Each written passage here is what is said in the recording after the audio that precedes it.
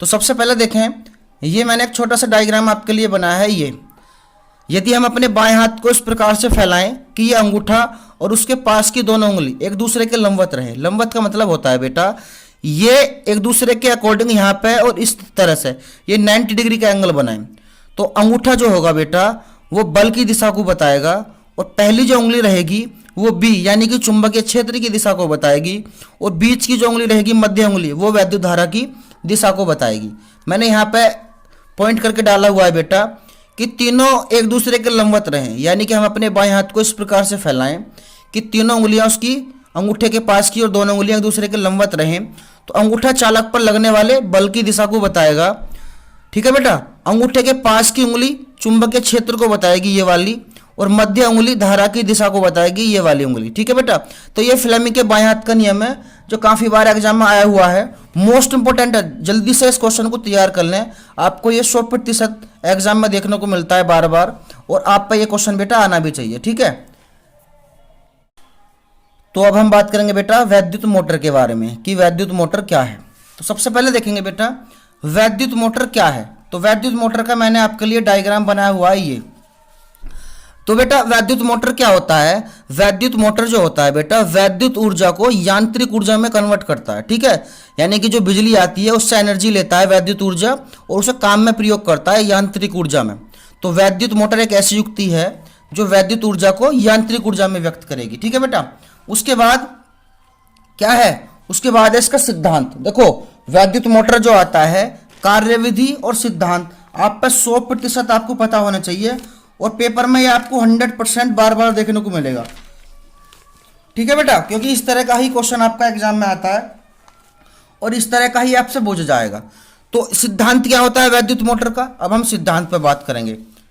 तो सिद्धांत होता है बेटा इसका कि जब हम एक कुंडली लेते हैं ए बी सी डी, इस कुंडली को हम ये जो मैग्नेट है एन और एस इनके बीच रखेंगे इस कुंडली को, और इसमें धारा प्रभावित करेंगे। इस कुंडली में क्या करेंगे हम?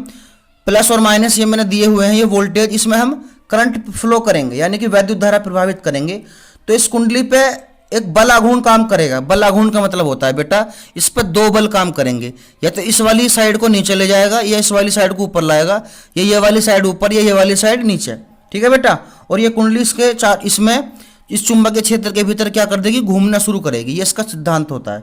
एक बार फिर से सुने बेटा, जब हम किसी कुंडली को एन और एस चुंबक के बीच रखते हैं तो कुंडली पर एक बल आघूर्ण काम करता है, जिसके कारण कुंडली चुंबक क्षेत्र के बीच जो चुंबक है इन दोनों के बीच घूमना शुरू करती है। ठीक है बेटा, अब इसकी बात करेंगे हम इसकी संरचना के बारे में। इसकी संरचना क्या होती है? ये फर्स्ट पॉइंट मैंने आपको क्लियर कराया, सेकंड क्लियर कराया, देखेंगे संरचना। संरचना देखें बेटा, इसमें संरचना में आपको पॉइंट्स डालने हैं। जैसे सबसे पहला पॉइंट से आर्मेचर, पहला पॉइंट बनाएंगे आप आर्मेचर। तो आर्मेचर क्या होता है बेटा?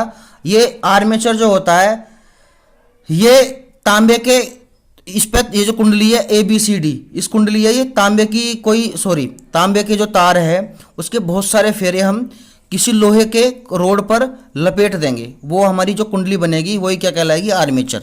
ठीक है बेटा, यानी कि ए बी सी डी ये जो कुंडली है ये कुंडली एक लोहे की रोड की होती है और इस पर तांबे के बहुत सारे फेरे यानी कि चक्कर लिपटे हुए होते हैं, उसे हम क्या कहते हैं? आर्मेचर। दूसरा पॉइंट बनाएंगे हम ये एन और एस यानी कि क्षेत्र चुंबक। तो क्षेत्र चुंबक यह एक शक्तिशाली चुंबक होता है जिसके दो ध्रुव एन और एस होते हैं। यह एक बहुत शक्तिशाली होता है, तभी तो इसके बीच ये कुंडली घूमती है। ठीक है बेटा, फिर हम देखेंगे विभक्त वलय। विभक्त वलय तीसरा पॉइंट डालेंगे। विभक्त वलय क्या होती है? कुंडली के दोनों सिरे पहले और दूसरा दो वृत्त खंडों से जुड़े हुए होंगे बेटा, जो अर्धवृत्ताकार जो खंड हैं ये आपके ये, तो कुंडली के दोनों सिरे जिन दो अर्धवृत्ताकार खंडों से जुड़े होते हैं उन्हें विभक्त वलय कहते हैं। ठीक है बेटा, ये हो गया आपका तीसरा पॉइंट। चौथा पॉइंट आप क्या बनाए? इन विभक्त वलयों का संबंध जिन दो तांबे की पत्तियों से होता है उन्हें बुरुश कहते हैं। बस इतनी आप 4 पॉइंट बना दें उसमें। उसके बाद लिखें बेटा इसकी कार्यविधि, कि इसकी कार्यविधि क्या होती है? चौथा पॉइंट पेपर में बेटा 7-8 नंबर का आता है, मोस्ट इंपोर्टेंट क्वेश्चन है। ठीक है बेटा, तो कार्यविधि ध्यान से देखें। कार्यविधि क्या होता है? जब हम बैटरी से धारा प्रभावित करेंगे बेटा, जब हम बैटरी से धारा प्रभावित करेंगे तो कुंडली पे दो बल काम करेंगे। ठीक है बेटा, यानी कि ए बी भुजा पर और सी डी भुजा पर, एक बल से ऊपर लेकर जाएगा, एक बल से नीचे लेकर जाएगा, तो दोनों बल के कारण एक बलागुण लगेगा और जो कुंडली है वो वामाव्रत दिशा में घूमना शुरू कर देगी। ठीक है बेटा, जब कुंडली घूमना शुरू करेगी तो कुंडली का दोनों सिरों का संबंध विभक्त वलय के साथ है, तो विभक्त वलय भी क्या होगा, घूमना शुरू कर देंगे। ठीक है बेटा, तो ये इसकी कुछ मैंने आपको कार्यविधि बताई है, आप एक बार ध्यान से फिर सुने। जब हम कुंडली में धारा प्रभावित करती हैं तो कुंडली पर एक बलागुण काम करता है, जिसके कारण कुंडली घूमना शुरू कर देती है वामरत दिशा में। कुंडली का संबंध दो विभक्त वलय से होता है, कुंडली के साथ साथ विभक्त वलय भी घूमना शुरू कर देती हैं। ठीक है बेटा, तो इन्हें जल्दी से जल्दी इस क्वेश्चन को तैयार कर लें, क्योंकि ये क्वेश्चन पेपर में आपका 100% आता ही आता है।